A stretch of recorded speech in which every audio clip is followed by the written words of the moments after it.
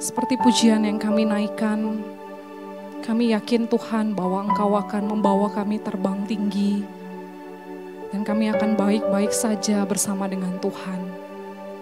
Kami bersyukur karena pertolongan kami ada di dalam Engkau. Dan kami bersyukur karena hari ini kami hidup adalah bukti dari pertolongan dan kasih karunia Tuhan buat setiap kami. Maka malam hari ini Tuhan, kami mau menundukkan akan diri kami kembali di bawah kebenaran firman-Mu. Biarlah kebenaran firman-Mu kembalilah yang membentuk dan memperbaharui akan hidup kami. Sehingga di dalam hidup yang singkat ini, kami sungguh mengenali apa yang menjadi kehendak Tuhan di dalam hidup kami. Ini doa kami Tuhan, di dalam nama Tuhan Yesus kami berdoa. Amin. Bapak Ibu boleh dipersilakan duduk kembali. Ya, Shalom Bapak Ibu Saudara yang terkasih. Kita bersyukur anugerah Tuhan boleh membawa kita masuk di dalam kebaktian doa dan kita akan bersama merenungkan satu bagian firman Tuhan yang terambil dari Injil Matius pasalnya yang ke-26, ayatnya yang ke-36 sampai yang ke-46. Tema yang diberikan adalah roh memang penurut tetapi daging lemah.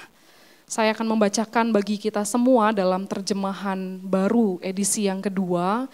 Bapak Ibu boleh memperhatikan di dalam Alkitab masing-masing. Injil Matius pasalnya yang ke-26 ayatnya yang ke-36 sampai yang ke-46. Kemudian sampailah Yesus bersama murid-muridnya ke suatu tempat yang bernama Getsemani. Ia berkata kepada murid-muridnya, "Duduklah di sini sementara aku pergi ke sana untuk berdoa." Ia membawa Petrus dan kedua anak Zebedeus sertanya. Ia mulai merasa sedih dan gelisah. Lalu katanya kepada mereka, "Hatiku sangat sedih seperti mau mati rasanya. Tinggallah di sini dan berjaga-jagalah dengan aku." Kemudian ia maju sedikit lalu sujud dan berdoa, "Ya Bapakku, jikalau sekiranya mungkin, biarlah cawan ini berlalu dari hadapanku. Tetapi janganlah seperti yang ku kehendaki, melainkan seperti yang Engkau kehendaki." Ia kembali kepada murid-muridnya dan mendapati mereka sedang tidur.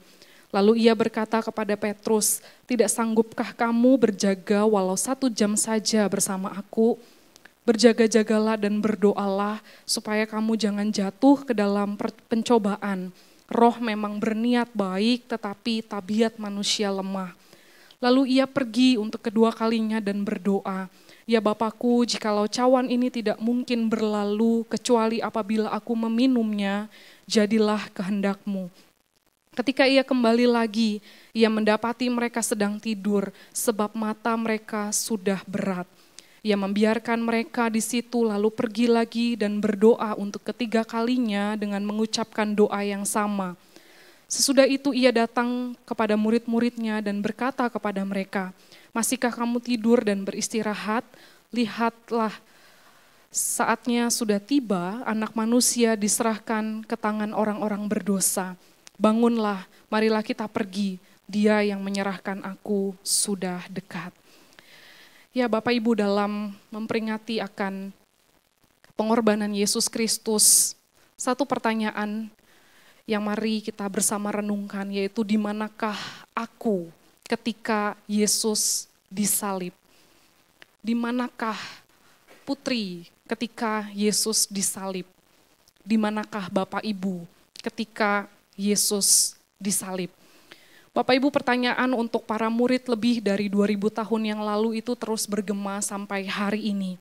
Dan tentu tetap relevan untuk ditanyakan kepada setiap kita saat ini.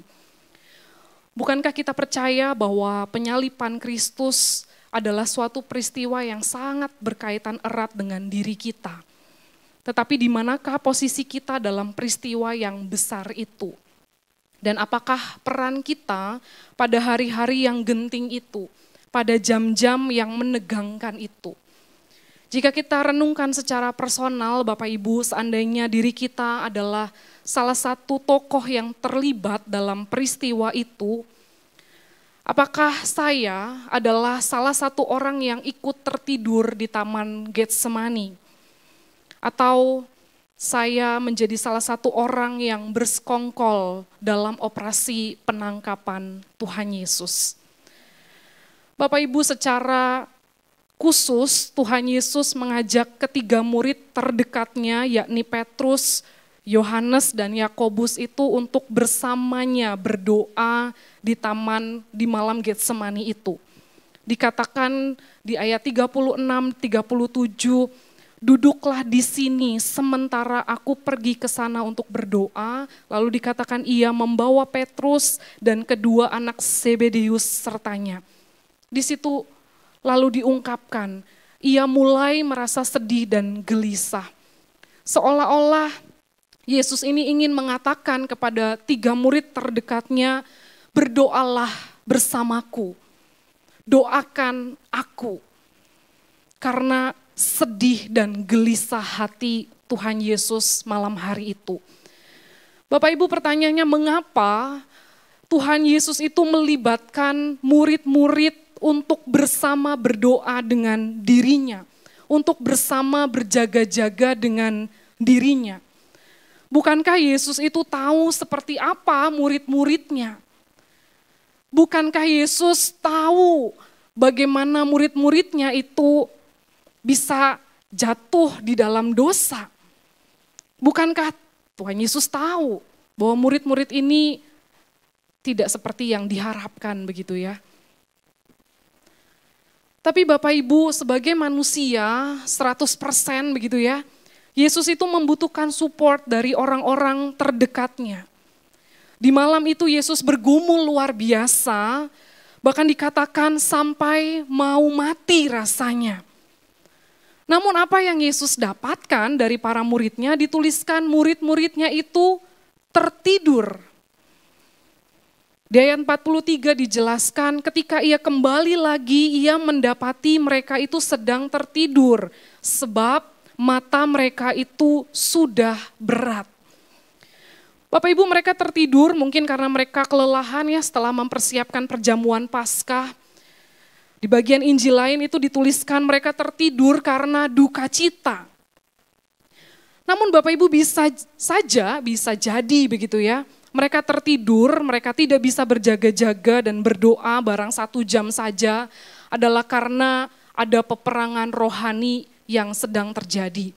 Maka Tuhan Yesus berkata berjaga-jagalah supaya kamu jangan jatuh ke dalam pencobaan. Tuhan Yesus mengatakan roh memang berniat baik, roh memang penurut, tetapi daging itu lemah, manusia itu dagingnya lemah. Bapak Ibu, Yesus tahu hati murid-muridnya itu ingin sekali taat gitu ya kepada Tuhan sebagai guru yang dia hormati. Tahu apa yang harus mereka lakukan. Tetapi Yesus mengatakan dagingmu itu lemah. Kenapa roh yang penurut ini tidak dapat mengontrol tubuh, darah, daging, dan pikiran dan perasaan itu? Maka kita mulai menyadari Bapak Ibu bahwa sekalipun kita punya roh yang penurut, kita tidak bisa mengandalkan kekuatan kita sendiri. Kita tidak bisa mengandalkan kekuatan kita sendiri. Yesus memberitahu roh memang penurut. Bahkan kalau kita perhatikan sebetulnya Tuhan Yesus itu sedang mendemonstrasikan bahwa penting sekali untuk berdoa sebab daging itu lemah. Bapak Ibu, kadang-kadang manusia itu jatuh tanpa dicobai oleh iblis, benar ya? Kadang kita tuh mengkambing hitamkan iblis begitu ya, padahal iblisnya belum bekerja. Dan iblis itu tahulah energi yang harus dibuang itu seberapa banyak. Tapi kita menyadari bahwa kadang-kadang manusia itu jatuh tanpa iblis itu cobai. Ia jatuh oleh keinginannya sendiri, bukan? Dan Thomas Aquinas ya dalam konsili di Trente menyebutkan bahwa musuh-musuh dalam jiwa itu ada 3. Yang pertama adalah dunia, yang kedua adalah daging, yang ketiga itu adalah si jahat. Nah, dunia yang dimaksud di sini adalah mereka yang melawan Allah, begitu ya. Dikatakan di dalam 1 Yohanes 2 ayat 15-17, jangan mengasihi dunia dan segala isinya. Sebab semua yang ada di dalamnya itu adalah keinginan daging, keinginan mata, keangkuhan hidup. Ditegaskan itu bukan berasal dari Bapa. Lalu musuh yang kedua adalah daging, kedagingan itu. Yakobus 1 ayat 13-15 berkata Allah itu tidak dicobai oleh siapapun dan dia tidak dicobai oleh siapapun. Allah tidak mencobai siapapun dan dia tidak mencobai siapapun. Tetapi setiap orang itu dicobai oleh keinginannya sendiri, yaitu keinginan daging, keinginan dosa. Dan yang ketiga adalah dari si jahat. Efesus 6 ayat 12 di sana dikatakan bahwa kita itu bukan hanya melawan tubuh darah daging yang berdosa, tetapi ada roh-roh yang melayang-layang di udara. Roh-roh jahat yang bekerja siang dan malam tanpa lelah untuk menjatuhkan setiap umat Tuhan. Maka Yesus memberi teladan Bapak Ibu, yang demi mematikan kedagingan, mematikan dosa, ia sampai menanggung resiko, yaitu sampai ia mati di atas kayu salib. Kalau kita nanti mungkin di malam Getsemani besok begitu ya, kita mungkin akan melihat bagaimana perjuangan, pergumulan Tuhan Yesus di Taman Getsemani, yang Lukas catat itu sampai meneteskan keringatnya itu seperti meneteskan darah. Artinya pergumulan itu besar sekali. Di dalam kemanusiaannya, dia itu rela bergumul luar biasa. Namun akhirnya dia menang. Dan dia juga rindu ya Bapak Ibu, kita mengalami hal yang sama. Dia rindu kita mengalami hal yang sama, yaitu kemenangan setelah bergumul hebat bersama dengan Tuhan. Yesus bergumul dengan ketakutan, Yesus bergumul dengan ketidakmampuan, ketidakberdayaan, ketidakmengertian. Di dalam tubuh darah daging sebagai manusia 100%, Yesus terbatas. Dan ini menjadi meaning yang dalam dari peringatan akan kesengsaraan Kristus. Kemarin saya baru nonton film Tuhan Yesus yang lagi viral begitu ya. Saya tuh melupakan satu hal, bahwa Yesus itu masih muda. Dan dia manusia 100%. Saya di dalam kemudaan saya berjuang melawan dosa. Ternyata Kristus pun menghadapi hal yang sama. Jadi Kristus itu mengerti, dia bergumul luar biasa. Kenapa? Pertanyaannya Yesus berdoa. Bukankah dari awal Yesus itu sudah tahu bahwa dia datang ke dalam dunia adalah untuk mati? Bukankah Tuhan Yesus berkali-kali berkata kepada murid-muridnya bahwa dia akan ke Yerusalem, lalu dia akan menderita, lalu dia akan mati di atas kayu salib? Bukankah Yesus tahu semua itu? Pertanyaannya, kenapa Yesus harus berdoa? Kenapa Yesus masih berdoa? Padahal dia tahu apa yang akan terjadi. Bapak Ibu, doa adalah konteks perjumpaan kita dengan Allah. Melalui doa, kita itu bisa mengatasi yang namanya keraguan, ketakutan, ketidakmengertian, dan sebagainya. Yesus yang adalah 100% manusia berdoa untuk berjumpa dengan Bapanya di surga. Doa menjadi masa bergumul Tuhan Yesus dari ujung rambut sampai ujung kaki begitu ya. Dari hatinya, pikirannya, perasaannya. Semuanya Tuhan Yesus arahkan untuk berjumpa dengan Tuhan, dengan Bapanya di surga melalui doa. Tuhan Yesus mau, bukan hanya pikirannya, dia arahkan seluruh tubuhnya untuk mengerti yang namanya kehendak Bapa. Doa membuat kita itu makin lama, makin menyesuaikan diri ya dengan apa yang Tuhan kehendaki. Inilah yang pada akhirnya Yesus itu mau demonstrasikan kepada umatnya. Tuhan Yesus tahu apa yang akan terjadi pada dirinya, tapi dia berdoa. Dia berkata, ya Bapa, jika cawan ini boleh lalu daripadaku, tapi kehendak-Mu yang jadi. Dia sedang menyelaraskan kehendaknya dengan kehendak Bapanya. Bapak Ibu, roh memang penurut, tetapi daging lemah. Maka biarlah perjuangan kita, yaitu perjuangan melawan kedagingan kita, keberdosaan kita. Pertanyaannya, bagaimana kita bisa menang melawan setiap pencobaan itu? Bagaimana kita bisa menaklukkan kedagingan yang lemah itu.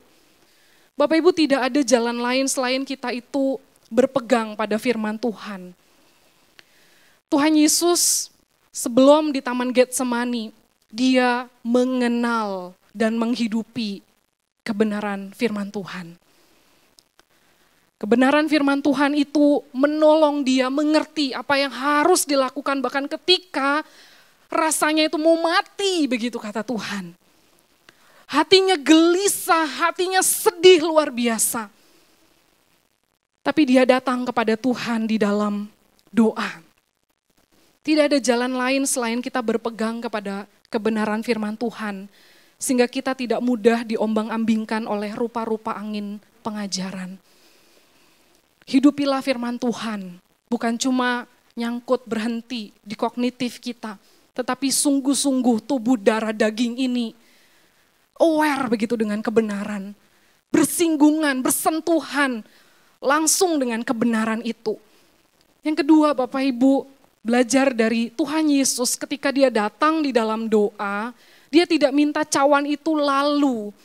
3 kali dia berdoa, pada akhirnya Tuhan Yesus mendapatkan kekuatan dan dia dimampukan untuk tunduk kepada kehendak Allah. Dan yang ketiga adalah hiduplah dipimpin oleh Roh Kudus. Hiduplah dipimpin oleh Roh Kudus. Kita melihat bahwa roh itu penurut, hati kita, roh kita tuh pengennya taat sama kebenaran firman Tuhan. Tapi harus kita akui bahwa untuk taat, daging kita itu lemah. Sehingga kita butuh hidup dipimpin oleh Roh Kudus. Bapak Ibu, sebagai penutup, ada sebuah dongeng, mungkin ini Bapak Ibu sudah pernah dengar begitu ya, mengenai 3 jenis angin yang berusaha menjatuhkan seekor monyet. Yang pertama, angin topan, yang bertiup kencang sekali begitu ya, berusaha menjatuhkan si monyet yang ada di atas pohon. Tapi dia bertahan, monyet itu mencengkram pohon itu dengan begitu kuat, sehingga dia tidak terjatuh. Jenis angin yang kedua adalah angin tornado, kenceng dan menghancurkan setiap hal-hal yang masuk ke dalamnya begitu ya. Si monyet lebih kenceng lagi pegang pohon itu, dia berjaga-jaga, dia pegang, satu waktu nanti anginnya itu menyerang dia, dia tidak jatuh. Dan ada jenis angin yang ketiga adalah angin sepoi-sepoi, yang mulai bertiup lembut ya di bawah sinar matahari. Sang monyet itu mulai mengantuk dan apa yang terjadi? Monyet itu tertidur dan jatuh. Bapak Ibu, jangan sampai kita jatuh karena kita tidak berjaga-jaga dan berdoa dalam hidup ini. Tubuh darah daging kita masih berdosa, masih bisa berdosa. Maka berjaga-jagalah dan berdoalah. Kemenangan Kristus Bapak Ibu di dalam pergumulan yang dahsyat dan luar biasa di Getsemani menjadi kemenangan kita hari ini untuk melawan setiap pergumulan hidup yang Tuhan izinkan terjadi. Semua hal itu bisa menghantam kita kapan saja, betul. Kesaksian tadi menyatakan bahwa semua mungkin sudah di-planning, semua mungkin berjalan awalnya baik, tapi bisa saja satu waktu menghantam kita dan menghancurkan kita. Tapi Tuhan berjanji dia memegang kita dan kita akan baik-baik saja. Maka mari bangun relasi yang dekat dengan dia. Milikilah disiplin rohani sebagai senjata rohani kita untuk menang melawan setiap pencobaan. Kristus sudah menang, maka jaminan kemenangan buat setiap kita itu adalah jaminan yang pasti. Bawa tubuh darah daging yang berdosa ini untuk tunduk kepada kebenaran Tuhan, dikuasai oleh kebenarannya. Sehingga melalui tubuh darah daging ini kita bisa memuliakan Tuhan. Mari kita berdoa.